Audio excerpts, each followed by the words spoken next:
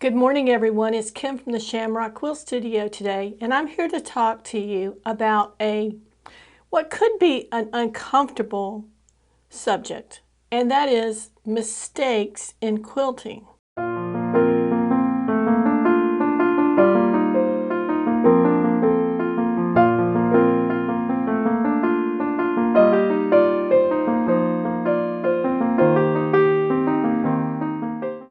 And welcome back to the Shamrock Quilt Studio. Now, this is not the video I planned to make today. However, a couple of things have kind of happened to set me on that path to want to talk to you about it. The first thing was being that I thought I had a video for this slot, and apparently somehow either I've lost footage or I thought I filmed it and I didn't. So I was faced with the prospect of filming something pretty quickly to turn it around and have it on on YouTube for you today.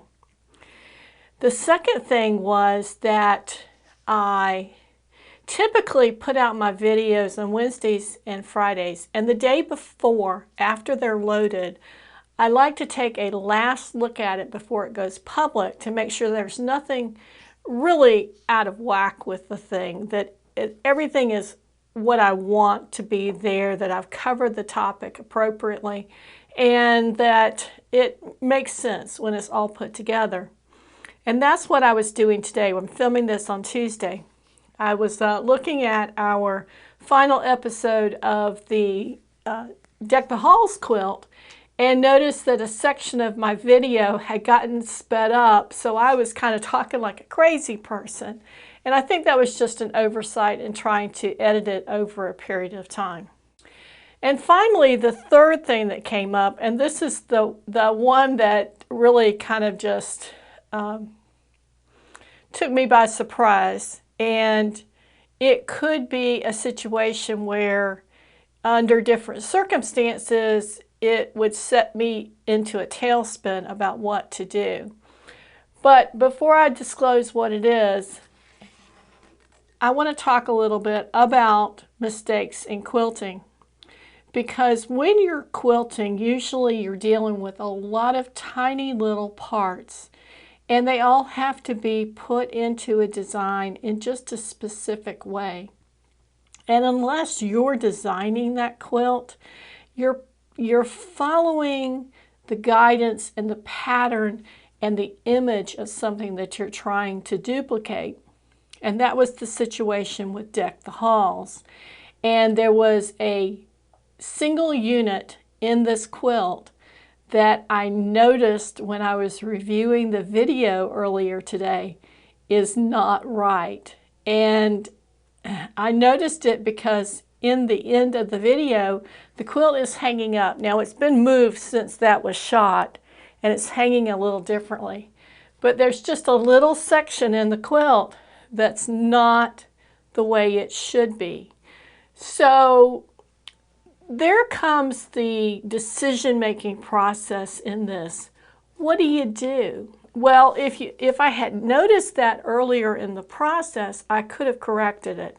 And as a matter of fact, when I was making Deck the Halls, one of these sashing strips, and I don't even know at this point which one it was, but I tried to be very diligent about cutting them and setting them so that they all laid in the same direction, and also that the fabric was cut appropriately, so that it was almost as if this box had been cut out, because this was cut one way and this was cut the other way.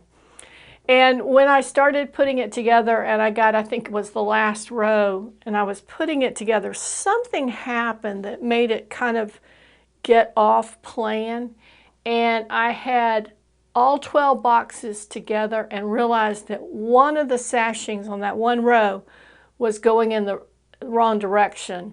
Fortunately for me, I discovered that right after I sewed it together, and it was really easy to go back and correct it. A pain, nevertheless, but easy to do. This error that I've discovered this morning is not going to be so easy. And let me show you what it is. Right over here it's this little four patch, and it's sitting in the wrong direction. Now, if this was a quilt that I made for myself, I wouldn't even bring it up.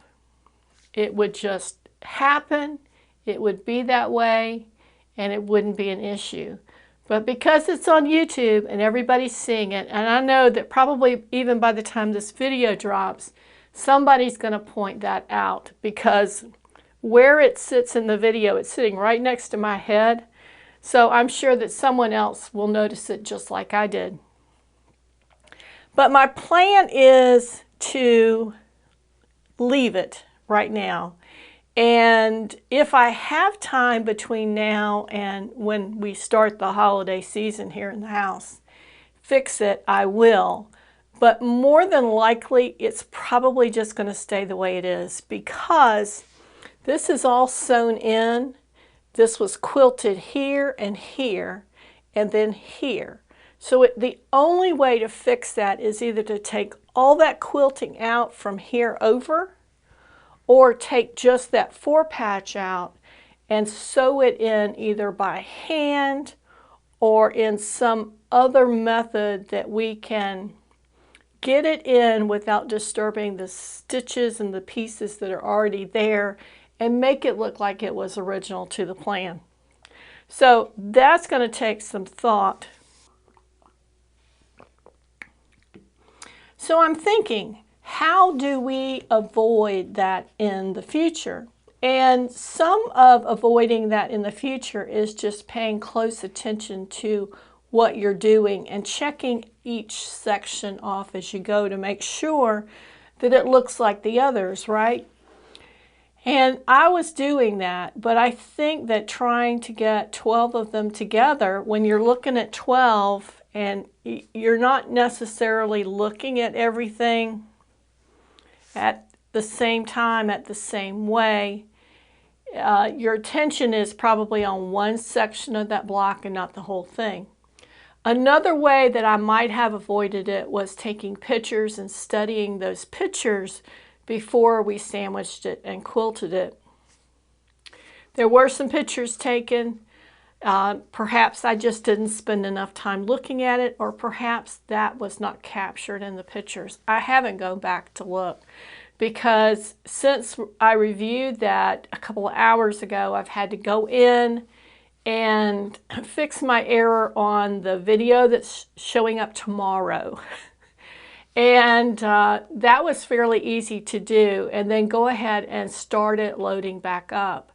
And for those of you who are not familiar with YouTube, the video that showed on Wednesday, the one I'm working on right now as we speak, is a 45-minute video, and it has to be rendered in my software, which usually takes 15-20 minutes.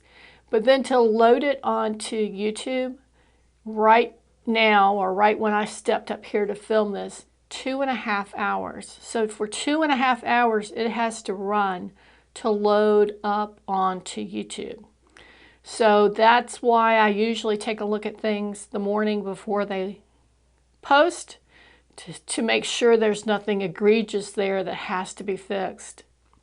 Now, could I have let the video go as it was? Sure. But it made more sense for it not to. And it was an easy fix, so I decided to go on with that. But my point is, we all do make mistakes.